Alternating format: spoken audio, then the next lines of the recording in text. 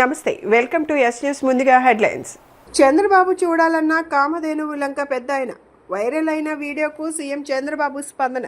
ప్రతి అర్హుడికి ఓటు హక్కు, ప్రతి ఇంటికి సోలార్ వెలుగు కల్పించడమే కూటమి ప్రభుత్వ లక్ష్యమని తెలుగుదేశం పార్టీ యువ నాయకుడు బోండా సిద్ధార్థ తెలిపారు. సోషల్ మీడియాలో వైరల్ అయిన ఓ వీడియోపై ముఖ్యమంత్రి చంద్రబాబు నాయుడు స్పందించి ఒక సామాన్య అభిమాని కోరికను తీర్చడానికి ముందుకు వచ్చారు. తనను కలవాలని ఆశగా ఎదురుచూస్తున్న పెద్దాయన్ను ఉద్దేశించి సత్యనారాయణ గారు రేపు సిద్ధాంతంలో కలుద్దామని ఆయన ఎక్స్ వేదికగా శుక్రవారం పోస్ట్ చేశారు. ఆంధ్రప్రదేశ్లోని కామధేనువులంక గ్రామానికి చెందిన సత్యనారాయణ అనే వృద్ధుడితో ఓ యువకుడు మాట్లాడిన వీడియో ఇటీవల సోషల్ మీడియాలో విపరీతంగా వైరల్ అయింది. ఈ హృదయమైన వీడియో ముఖ్యమంత్రి చంద్రబాబు దృష్టికి చేరింది. దీనిపై తక్షణమే స్పందించిన ఆయన పెద్దాయన కోరికను మన్నిస్తూ నేరుగా ఆయన్నే కలుస్తానని ప్రకటించారు.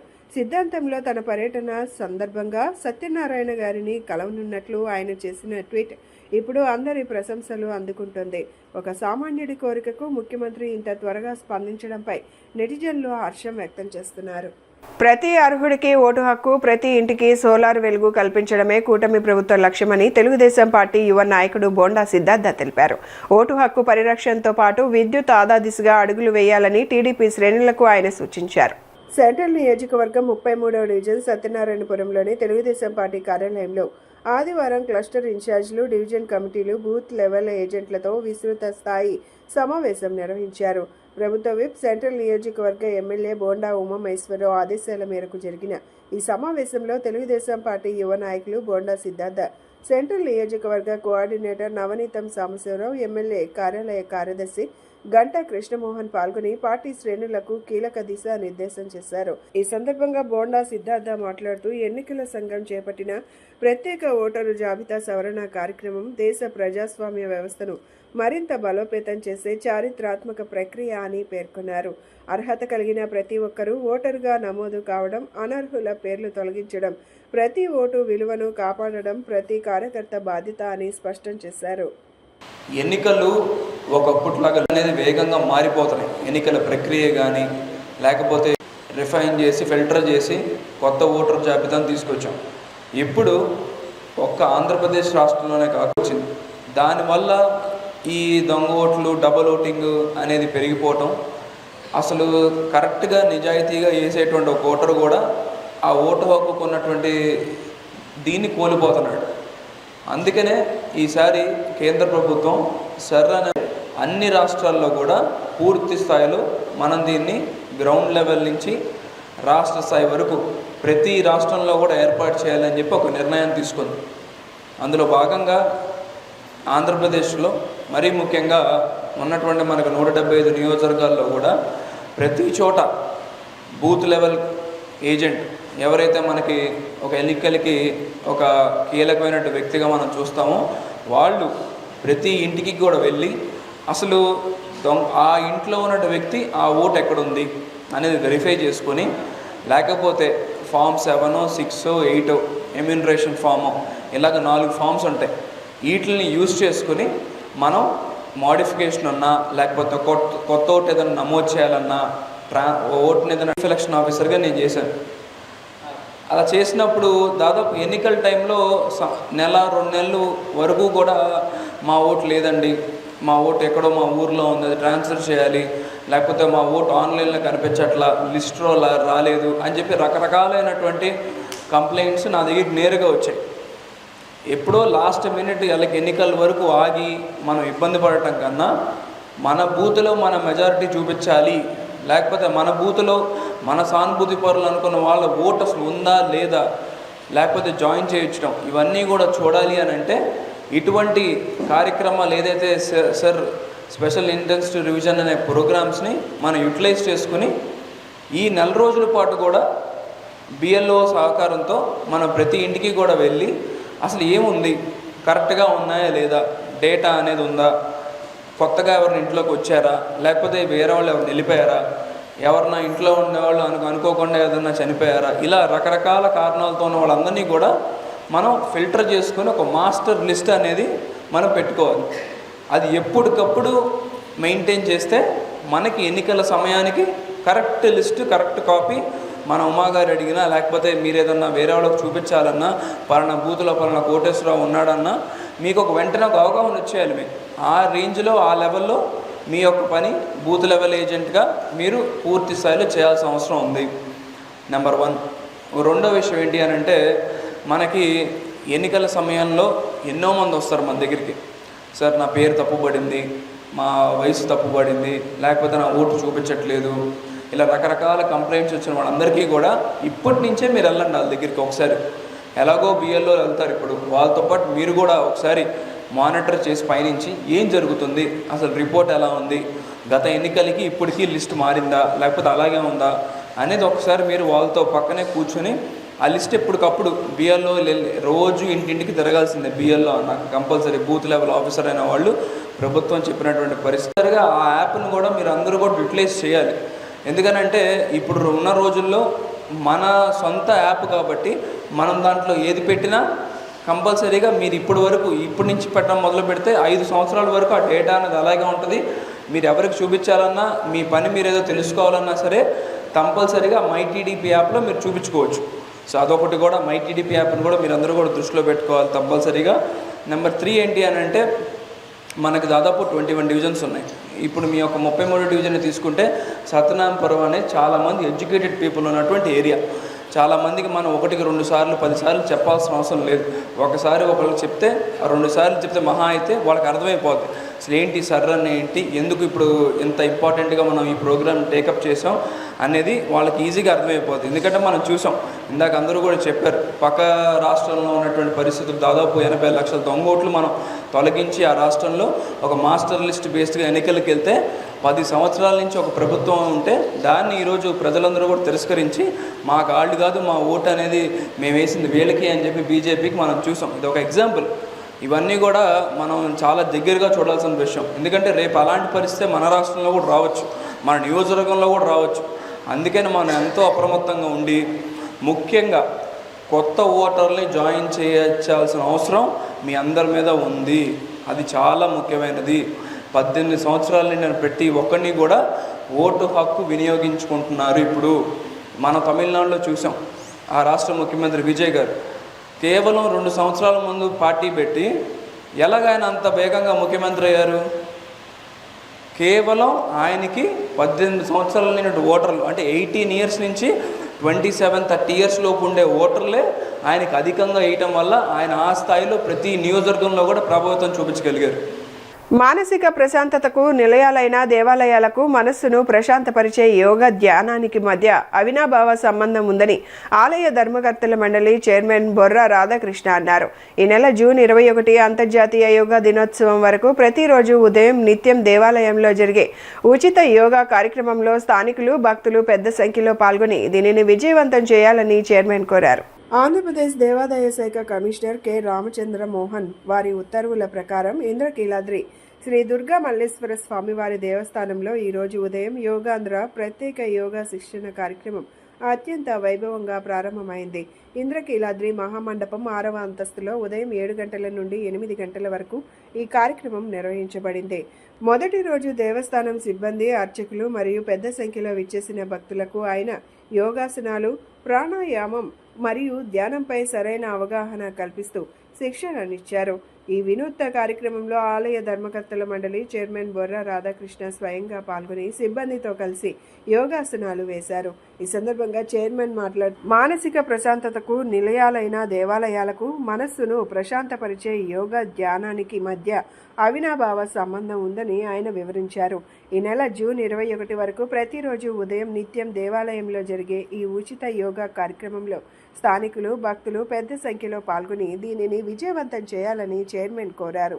పర్యావరణ పరిరక్షణ మనందరి బాధ్యత అని ఆంధ్రప్రదేశ్ కాలుష్య నియంత్రణ మండలి పర్యావరణ ఇంజనీర్ శ్రీనివాస్ అన్నారు. మారుతున్న కాలానుగుణంగా పర్యావరణంలో కూడా వస్తున్న మార్పులను అందరూ దృష్టిలో పెట్టుకొని ఉండాలని సూచించారు. నగరీకరణ మోజులో పడి మహావృక్షాలను సైతం నరికివేస్తున్నారని ఆగ్రహం వ్యక్తం చేశారు. నగరీకరణ మోజులో పడి మహావృక్షాలను సైతం నరికివేస్తున్నారని ఆగ్రహం వ్యక్తం చేశారు. ప్రాణవాయువుని అందించేది మొక్కలు, వృక్షాలు మాత్రమేనని ఈ పర్యావరణ దినోత్సవ సందర్భంగా అందరూ మొక్కలు నాటి పర్యావరణాన్ని కాపాడుకోవాలని చెప్పారు. పర్యావరణానికి హాని కలిగించే సింగిల్ యూజ్డ్ ప్లాస్టిక్ కవర్లను మరియు డిస్పోజబుల్ గ్లాసులను వాడరాదని చెప్పారు. ప్లాస్టిక్ కవర్లు, పాలిథిన్ కవర్లు కూడా హానికరమైనవని, వాటి స్థానంలో గుడ్డ సంచులను, జూట్ బ్యాగ్లను వాడాలని సూచించారు. మీ జన్మదిన వేడుకలకు ఖాళీ స్థలాల్లో ఎక్కడైనా మొక్కను నాటి పర్యావరణ రక్షణకు తోడ్పడాలని ఆయన అన్నారు. నమస్కారం. ఆంధ్రప్రదేశ్ కాలుష్య నియంత్రణ మండలి కాలుష్య నివారణ చర్యలను తీసుకుంటా ఉంది. దీనిలో భాగంగా ఇండస్ట్రీస్లో వాళ్ళ దగ్గర జనరేట్ అయ్యే వ్యర్థజాలాలని ట్రీట్మెంట్ చేయడం, అలాగనే వాళ్ళ ఎమిషన్స్, బాయిలర్ ఎమిషన్స్ కంట్రోల్ చేసుకోవడానికి కంట్రోల్ ఎక్విప్మెంట్లు పెట్టేయడం, ఇవన్నీ పెట్టిన తర్వాతే వాళ్ళకి పర్మిషన్లు ఇవ్వడం జరుగుతుంది.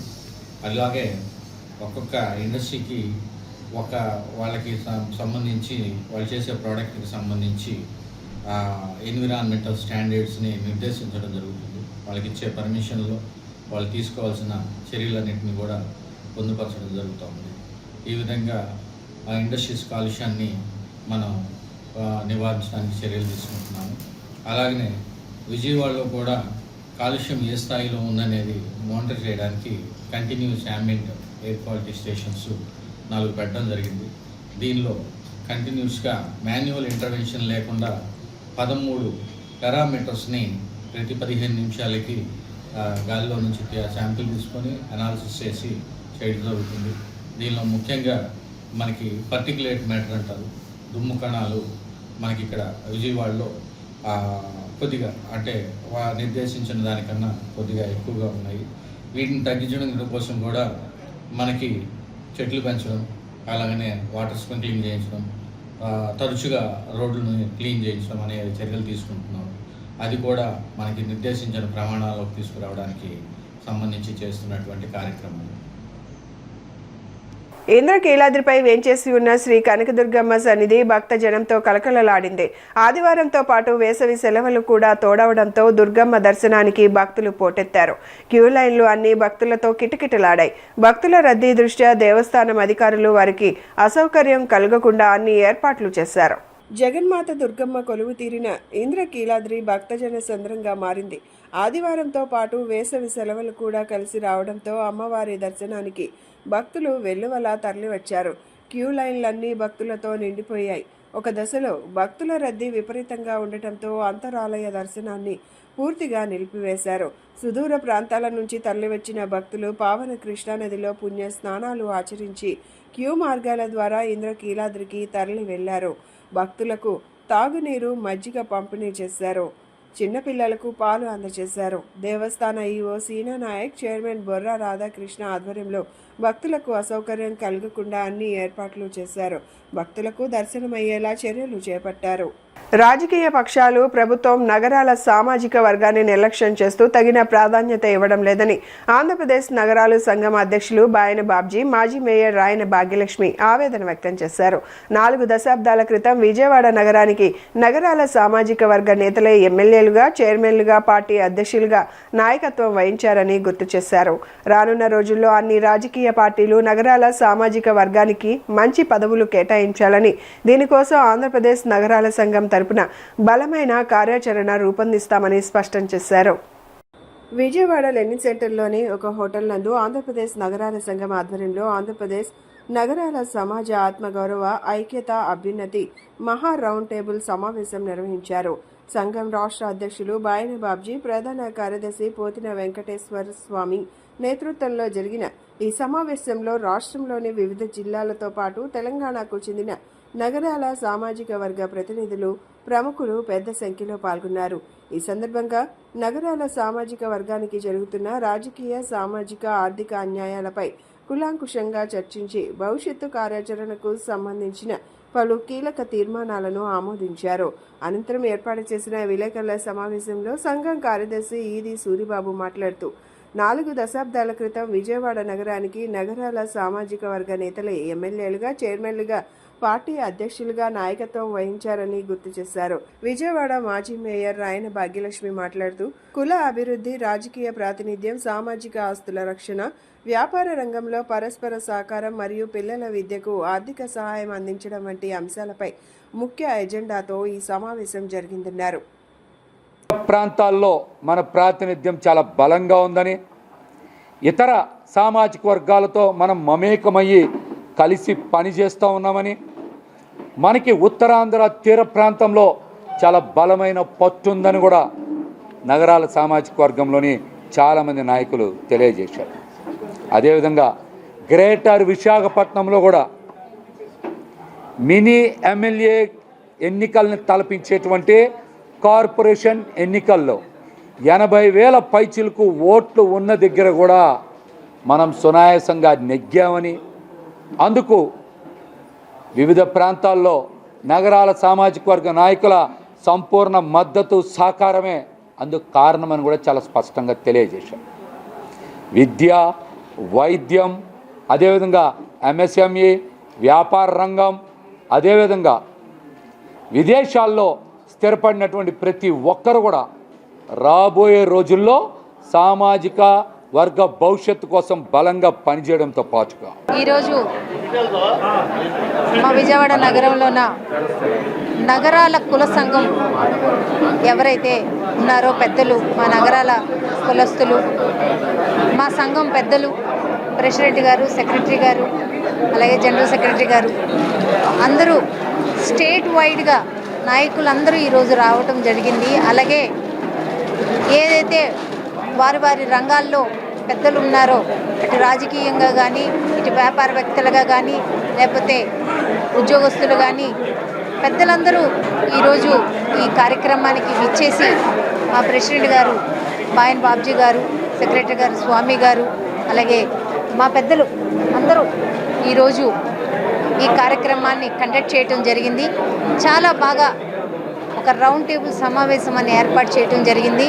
ఈ ఆంధ్రప్రదేశ్ నగరాల సంఘం తరఫున మహా రౌండ్ టేబుల్ సమావేశం పెట్టామండి. ఈ సమావేశానికి తెలంగాణ నుంచి మా కుల పెద్దలు, శ్రీకాకుళం, విజయనగరం, వైజాగ్, రాజమండ్రి, పాలకొల్లు, ఏలూరు, విజయవాడ అందరూ వచ్చారు. మా కుల పెద్దలందరూ వచ్చి వారి అభిప్రాయాలు చెప్పారు. మా నగరాల సంఘం ఇప్పుడు 50 ఏళ్ల క్రితం పెట్టింది. స్వర్ణోత్సవాలు కూడా జరుపుకుంటున్నాం. ఈ స్వర్ణోత్సవాలు జరుపుకునేటప్పుడు ఈ మహా రౌండ్ టేబుల్ సమావేశం పెడదాము, మన కుల పెద్దలందరినీ పిలుద్దామంటే వాళ్ళందరూ కూడా వచ్చి మాకు మంచి సహకరించారు. ఈ మా ఏపీ నగరాల సంఘం నుంచి కొన్ని నిమిషాలు చెప్తాను నేను.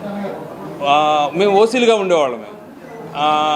డాక్టర్ వైఎస్ రాజశేఖర రెడ్డి గారు చీఫ్ మినిస్టర్గా ఉండగా మాకు బీసీడీ చేశారు. ఏపీ నగరాల సంఘం ఆధ్వర్యంలో, కుల పెద్దల ఆధ్వర్యంలో. తర్వాత మేయర్ భాగ్యలక్ష్మి గారి ఆధ్వర్యంలో చిట్టినగర్లో చిట్టిగారి విగ్రహం పర్మిషన్ ఇచ్చింది అమ్మాయి. అది చిట్టిగారి విగ్రహం కట్టాం. తర్వాత పోతిన చిన్న గారి విగ్రహం కూడా ఏపీ నగరాల సంఘం ఆధ్వర్యంలోనే రాజేష్ స్కూల్ దగ్గర చేశారు. అలాగే కోమల్ విలాస్ సెంటర్ అని ఫేమస్గా ఉన్నదాన్ని కొరగించి శేఖర్ బాబు చౌక్ కింద మార్చాం. ఏపీ నగరాల సంఘం ఏది చేస్తున్నా మా నగరాల కుల ఐక్యత, అందరికీ ఏం చేయాలి. ఈ రోజున బీసీడీ మేము తేవడం వల్ల మా పిల్లలు ఎక్కడెక్కడో ఉన్నారు అత్యున్నత స్థాయిలో. రేపు ఫ్యూచర్లో కూడా ఏంటంటే మేము శ్రీకాకుళం, విజయనగరం, వైజాగ్ కిందకి వెళ్ళి అందరి పిల్లలకి ఎలాగ విద్య, వైద్యం ఇవన్నీ ఎలా చేయించాలి, ఏం చేయాలి, దాని మీద పట్టుదలగా ఉన్నాం. ఈ రౌండ్ టేబుల్ సమావేశం ఇది మొదటిది. జూన్ 21న జరిగే అంతర్జాతీయ యోగా దినోత్సవాన్ని పురస్కరించుకొని నిర్వహిస్తున్న 14 రోజుల యోగాంధ్ర కార్యక్రమంలో ప్రతి ఒక్కరూ భాగస్వాములు కావాలని హోంమంత్రి వంగలపూడి అనిత పిలుపునిచ్చారు.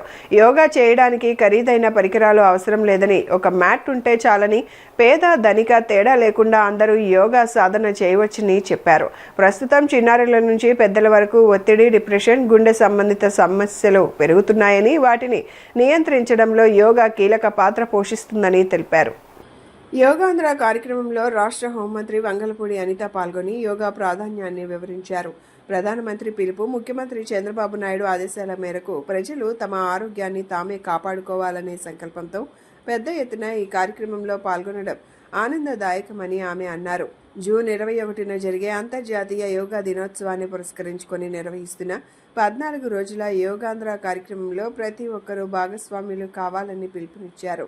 యోగా చేయడానికి ఖరీదైన పరికరాలు అవసరం లేదని, ఒక మ్యాట్ ఉంటే చాలని, పేద ధనిక తేడా లేకుండా అందరూ యోగా సాధన చేయొచ్చని చెప్పారు. ప్రస్తుతం చిన్నారుల నుంచి పెద్దల వరకు ఒత్తిడి, డిప్రెషన్, గుండె సంబంధిత సమస్యలు పెరుగుతున్నాయని, వాటిని నియంత్రించడంలో యోగా కీలక పాత్ర పోషిస్తుందన్నారు. బులెటిన్ ముగించే ముందు హెడ్లైన్స్ మరొకసారి. చంద్రబాబు చూడాలన్న కామధేనువు లంక పెద్ద ఆయన, వైరల్ అయిన వీడియోకు సీఎం చంద్రబాబు స్పందన. ప్రతి అర్హుడికి ఓటు హక్కు, ప్రతి ఇంటికి సోలార్ వెలుగు కల్పించడమే కూటమి ప్రభుత్వ లక్ష్యమని తెలుగుదేశం పార్టీ యువ నాయకుడు బోండా సిద్ధార్థ తెలిపారు. ఇవి ఈనాటి బులెటిన్ అప్డేట్స్. మరొక బులెటిన్లో మళ్ళీ కలుసుకుందాం. నమస్కారం.